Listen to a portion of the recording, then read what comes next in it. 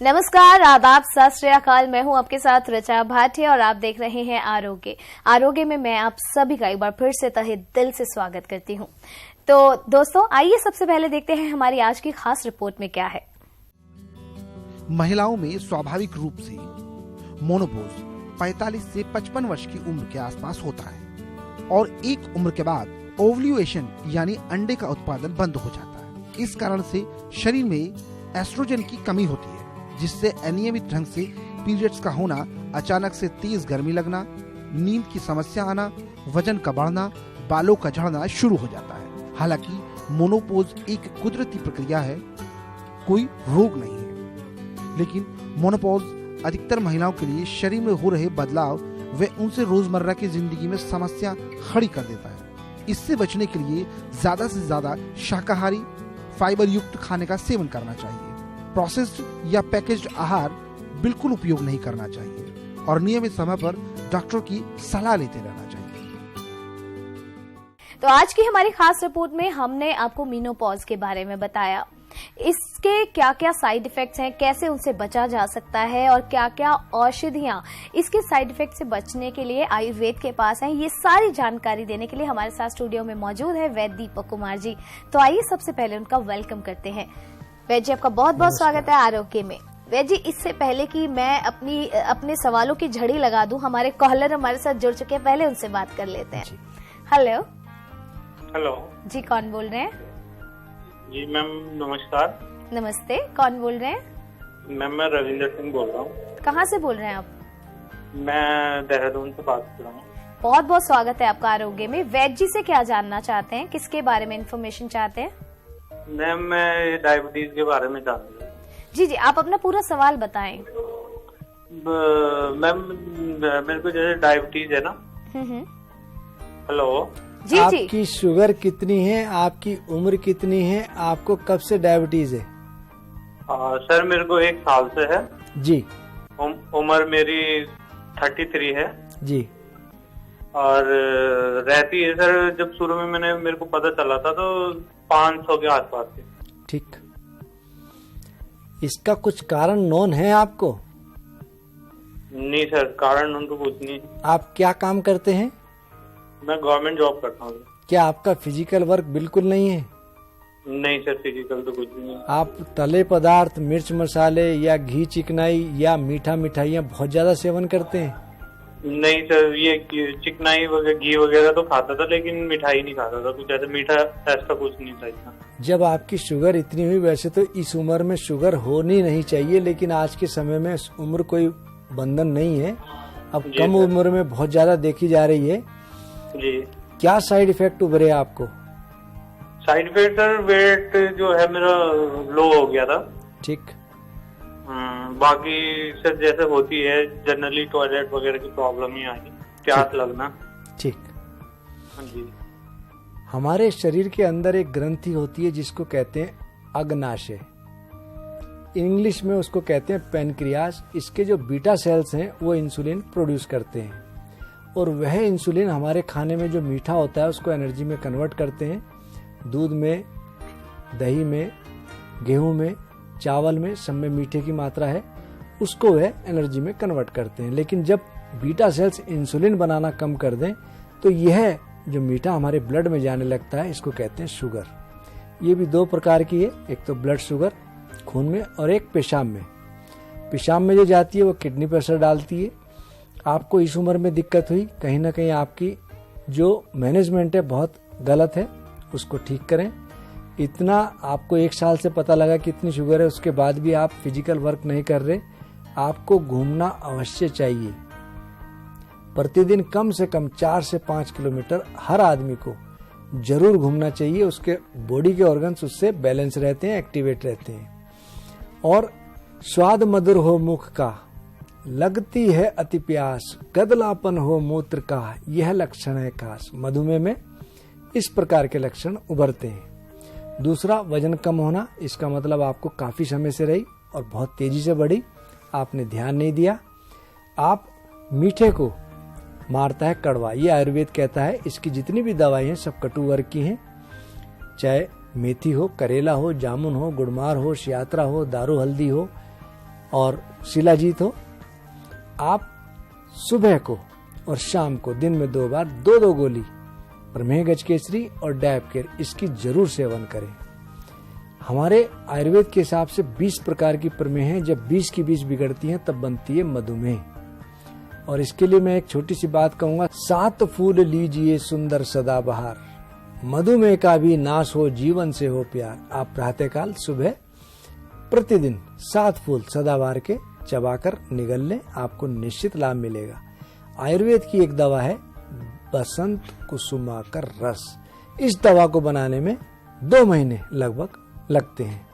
इसको सब भस्मों को इकट्ठा करा, इसमें चांदी है, स्वर्ण है, रजत चांदी को बोलते हैं, बंग है, नाग है, प्रवाल है, मुक्ता है, इन सब घटक को लेकर के सबसे पहले गाय के दूध में, उसके बाद गन्ने के रस में, लाख पीपल में, बासे में जिसको अड़ूसा भी बोलते हैं, केले की जड़ में, केले के फूल में और उसके बाद मालती पुष्प में 7-7 दिन इसकी गुटाई करते हैं, तब जाके बनती है बसंत कुसुमाकर रस। प्रतिदिन आप 1 गोली या 125 मिलीग्राम दूध के साथ सेवन करें। आपका पैनक्रियास इससे एक्टिवेट होगा और बहुत अच्छा होगा। आप अपना घूमने की गति बढ़ाएं। धीरे धीरे आपको इस बीमारी के जो साइड इफेक्ट हैं निश्चित रूप से आपको लाभ मिलेगा। डायपकेयर और प्रमेह गजकेसरी 2-2 गोली 2 बार दूध या पानी के साथ सेवन करें। मीठा, मिठाइयाँ, आलू, चावल, कंद, जिमीकंद, शकरकंद, इन सबको आप पूर्ण रूपेण परे रखें और घी चिकनाई भी कम से कम सेवन करें। बहुत बहुत शुक्रिया वैद्य जी। और आपसे भी यही रिक्वेस्ट करना चाहूंगी, जो जो औषधियां वैद्य जी ने आपको बताई हैं उन्हें जरूर अपनाइए, क्योंकि मधुमेह बहुत ही बुरी बीमारी है, इससे आपको छुटकारा पाना ही होगा और हम यही विश करते हैं कि जल्दी से आप इस बीमारी से छुटकारा पा पाएं। वैद्य जी, आज हमने अपनी खास रिपोर्ट में मेनोपॉज के बारे में दिखाया, तो बहुत सारी आई एम श्योर महिलाएं ऐसी होंगी जिन्होंने मेनोपॉज वर्ड नहीं सुना होगा, तो मैं चाहती हूँ थोड़ा सा मेनोपॉज के बारे में आप बताएं हमारे दर्शकों को, और महिलाओं को इससे क्या क्या इफेक्ट्स होते हैं वो मैं चाहूंगी थोड़ा सा आप डिटेल में बताएं। रिचा जी, हर लड़की के जीवन चक्र में जब वे 12-13 साल की उम्र में पहुंचती है तो उसको पीरियड स्टार्ट होते हैं, उसको बोलते हैं रजस्वला, और ये हर लड़की के उसमें चक्र में आता है।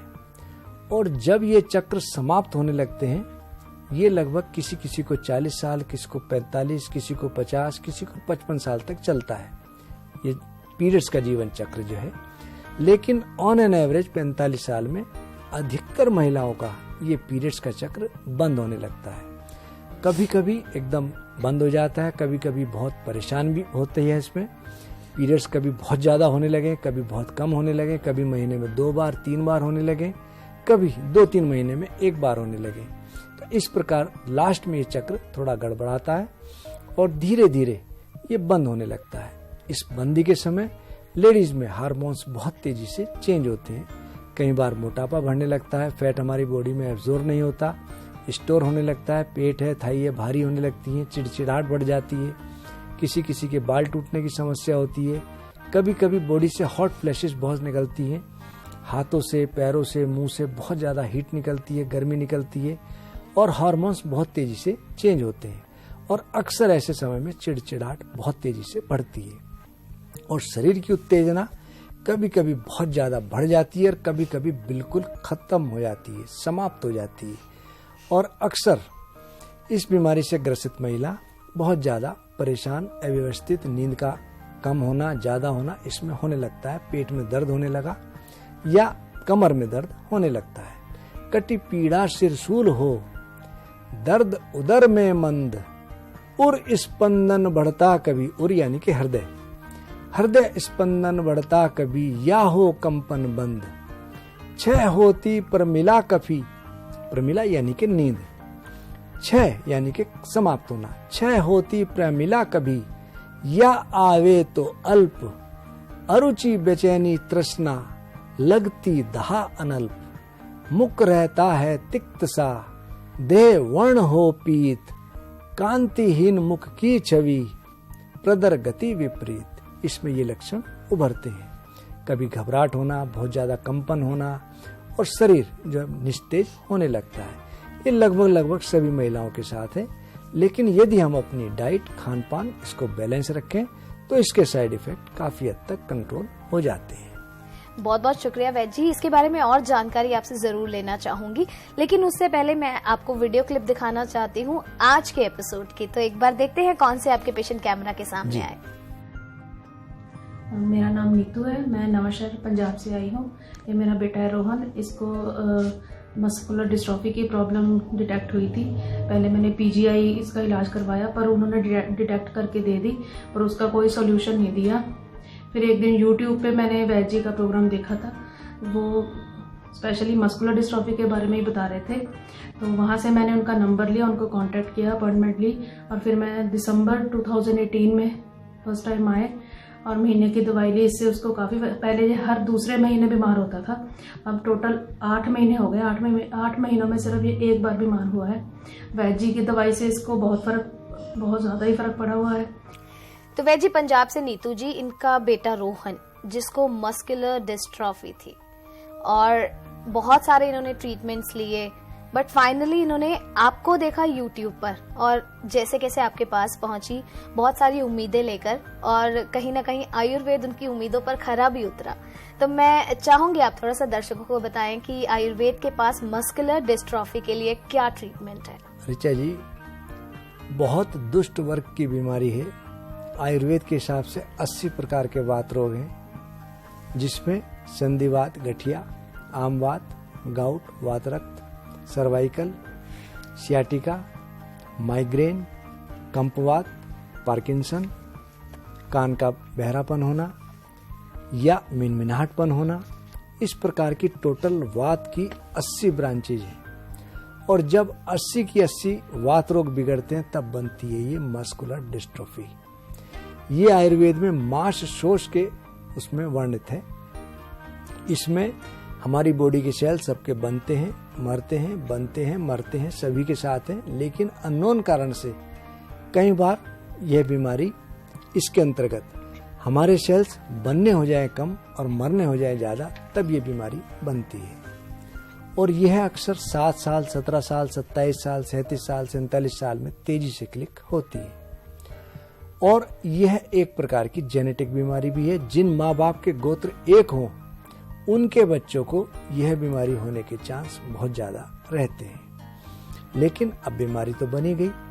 इस बीमारी में हस्त, चरण ओ पीठ में पीड़ा का संचार, चेतनता जाती रहे, शरीर शुष्क अपार, नयन यानी के आंख, नयन मस्तक नसिका, वक्राकृति दिखलाए, बनती वक्र गर्दन भी, पार्श्व शूल बढ़ जाए। इसमें हमारे शरीर के अंदर, कमर के अंदर, छाती के अंदर दर्द बढ़ने लगे और हमारा शरीर टेढ़ापन होने लगे, चलने में लंगड़ाहट आने लगे और पैरों में बोझ संभालने में दिक्कत होने इसमें लगती है।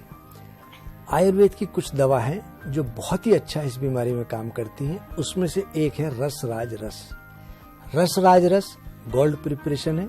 किसी अच्छी फार्मेसी की ही इस्तेमाल करें, क्योंकि इसका मुख्य घटक गोल्ड है। गोल्ड यदि पूरी मात्रा में होगा तभी काम करेगा। और इस बीमारी के अंदर इस चीज का विशेष ध्यान रखना चाहिए कि पैरों की मसल्स बहुत हार्ड ना हो और साथ ही साथ शरीर का वजन बहुत ज्यादा ना बढ़े। मैंने इनको रसराज रस के साथ एकांगवीर रस, समीर पन्नग रस, नरसिंह चूर्ण और प्रवाल पिष्टी इसका सेवन कराया। साथ में हम अपनी फार्मेसी में जो वात रोग की प्रसिद्ध दवाएं हैं, जिनमें से एक है शिलाजीत वटी, दूसरा दशमूल घनवटी और तीसरा रामफल वटी, मैंने इनको प्रयोग कराया। और साथ में कब्ज ना रहे इसका विशेष ध्यान रखें। अगर कब्ज हो तो कब्ज दूर करने की दवाई अवश्य चलानी चाहिए। आयुर्वेद के 2 बहुत प्रसिद्ध तेल हैं, महानारायण तेल और चंदन बला लाक्षादी तेल। मैंने इनको दोनों तेल की हल्के हाथ से मालिश करने के लिए कहा। कुछ लोग बहुत रगड़ रगड़ के मालिश करते हैं, उसको रगड़ा कहते हैं, वो मालिश नहीं है। मालिश का मतलब है कि तेल हमारी बॉडी के अंदर एब्जॉर्ब हो। इन्होंने इसकी मालिश करी और आपने देखा भगवान के आशीर्वाद से इसको लाभ मिला, काफी लाभ मिला। अब इसको चलने में जो दिक्कत थी वो थोड़ी कम हुई, उठने बैठने में जो समस्या थी उसमें इनको बहुत लाभ मिला और भगवान के आशीर्वाद से इनको काफी लाभ है। बहुत बहुत शुक्रिया वैद्य जी। बातें जारी रहेंगी, लेकिन उससे पहले मैं अपने दर्शकों को जरूर बताना चाहूंगी, जो नंबर्स आपकी टीवी स्क्रीन पर दिए गए हैं, नंबर्स पे कॉल करके आप वैद्य जी से डायरेक्ट बातचीत कर सकते हैं। किसी भी बीमारी से जुड़ी कोई भी समस्या, कोई भी सवाल आप इन नंबर्स पे कर सकते हैं। लेकिन अगर आप किसी और माध्यम से भी सवाल करना चाहते हैं या फिर हमारा फोन नहीं लग पा रहा है, तो आप अपना सवाल हमें ईमेल, व्हाट्सएप या फिर यूट्यूब के जरिए भी भेज सकते हैं। तो अपना सवाल भेजने के लिए सारी डिटेल्स आप चेकआउट कर सकते हैं स्क्रीन पर जो फ्लैश की गई हैं। ये सारी डिटेल्स नोट डाउन कर लीजिए ताकि आपका सवाल हम तक पहुंच सके और हम आपको उसका सोल्यूशन दे सके। फिलहाल वक्त हो चला एक छोटे से ब्रेक, आप कहीं जाइएगा नहीं, हम जल्द लौटेंगे।